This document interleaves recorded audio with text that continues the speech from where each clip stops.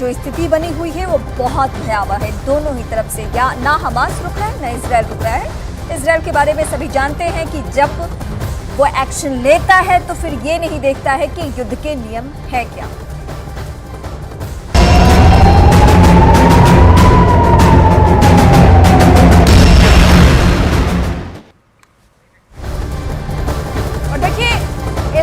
War zone से news 18 India की team लगातार हर अपडेट आप तक पहुंचा रही है और इन मुश्किल हालातों में भी न्यूज 18 की टीम डटी हुई है। हमारे संवाददाता नीरज कुमार युद्ध की हर खबर जंग के मैदान से इस वक्त आप तक पहुंचा रहे हैं और इस बीच वहां लगातार युद्ध के सायरन बज रहे हैं। कल अश्कलोन में न्यूज 18 टीम की जाबाज रिपोर्टिंग के दौरान भी सायरन बजा और सायरन बजने के बाद न्यूज 18 की टीम को एक घर के अंदर बने बंकर में भागकर जाना पड़ा। सोमवार को भी न्यूज 18 की टीम के पास रॉकेट ने हमला किया था, वो रिपोर्ट भी हमने आपको दिखाई थी। और कल जब सायरन की आवाज आई तब कैसे न्यूज 18 इंडिया की टीम एक घर के अंदर बने हुए बंकर में पहुंची, वहां शरण ली, वो तस्वीर भी आपके सामने।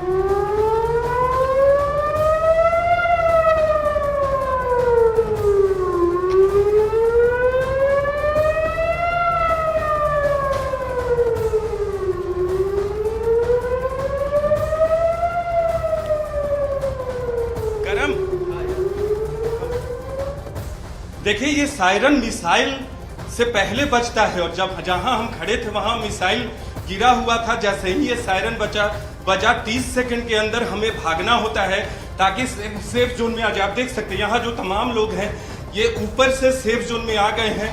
हम भी वहां मौजूद थे ताकि आपको कल जो मिसाइल गिरा था उसके बारे में बता सके। लेकिन यहाँ जैसे ही सायरन बजता है लोग ऊपर से नीचे आते हैं सेफ जोन में। बंकर का एरिया है, हम भी वहां खड़े थे। आपने देखा होगा 600 कुल मिसाइल अब तक दागा गया है एस्कलोन पे और 220 टारगेट पे गिरे हैं। इस घर पे भी नुकसान हुआ है, ऊपर में बगल में 3 कारें जली हुई हैं। इस तरह की स्थिति एस्कलोन में क्योंकि गाजा पट्टी से बहुत नजदीक है ये। इजराइल हमास जंग के बीच पहली बार अमेरिकी हथियार इजराइल पहुंच चुके हैं। अमेरिकी जहाज हथियार लेकर पहुंच चुका है यहां पर और अमेरिका इसके पहले ही इजराइल को जंग में मदद करने का ऐलान भी कर चुका है। हथियारों के स्तर पर उसने क्लियर कर दिया है कि वो इजराइल के साथ है। अब हथियार पहुंच चुका है, यानी इस जंग की स्थिति और कितनी भयावह हो सकती है आप इससे ही समझ सकते हैं, क्योंकि हथियारों के लिहाज से रूस और अमेरिका के बराबर या उसकी तुलना के कोई देश नहीं है। लेकिन अगर ये इजराइल को ये हथियारों की खेप पहुंचा रहा है तो ये युद्ध और लंबा खींचेगा। तो हर स्तर पर अमेरिका इजराइल की मदद के लिए तैयार है और कैसे हथियारों का जखीरा अब अमेरिका ने इजराइल पहुंचाया है। अब इसके बाद अनुमान यही है कि और ज्यादा हमले तेज होने वाले हैं इजराइल के हमास के ऊपर। और 3 बार अब तक फोन पर बात भी हो चुकी है जो बाइडेन के साथ इजराइल के प्रधानमंत्री की।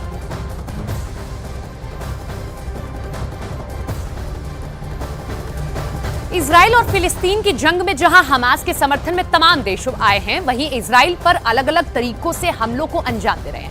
वैसे ही इजराइल के साथ अमेरिका आ चुका है और समंदर के रास्ते अपने कैरियर स्ट्राइक ग्रुप पहुंचा चुका है। आपको बताते हैं कि इस कैरियर स्ट्राइक ग्रुप में कौन कौन से जंगी जहाज हैं और वो किस रास्ते से भूमध्य सागर में पहुंचे हैं।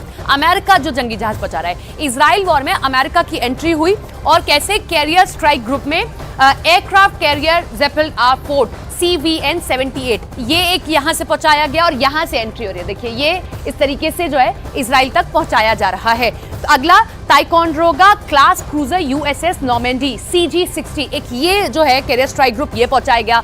अलीबर्ग क्लास विश्वंसक USS रेमेज, ये सारे जो हैं चीजें पहुंचाई जाएंगी ताकि इजराइल को इस पूरे युद्ध में मदद मिल सके। वेपन्स पहुंचाए जा रहे हैं, इस तरीके से ये स्ट्राइक ग्रुप पहुंचाए जा रहे हैं। USS मैकफॉल, और ये अमेरिका के लिए भी अच्छा है। देखिए इसमें यह भी समझना होगा कि ये अमेरिका की भी एक ऐसी स्ट्रेटेजी है कि जैसे जंग में इजराइल पहुंचा है वो यहाँ बड़े बड़े हथियार ये कैरियर स्ट्राइक्स अगर खरीदेगा या ये पहुंचाएगा तो अमेरिका का कहीं ना कहीं दबदबा बनेगा, उसकी भी इकोनॉमी आगे बढ़ेगी। तो USS थॉमस हनर DDG 116, तो ये इजराइल को मदद पहुंचाई जा रही है अमेरिका की ओर से और 3 बार अब तक फोन पर बातचीत हो चुकी है। खुला अमेरिका कह रहा है साथ हम इजराइल के खड़े हुए हैं।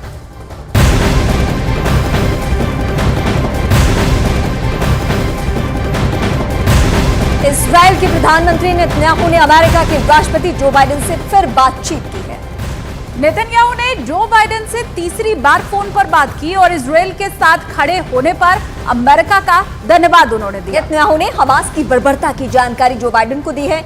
नेतन्याहू ने ट्वीट किया है और जानकारी ये दी है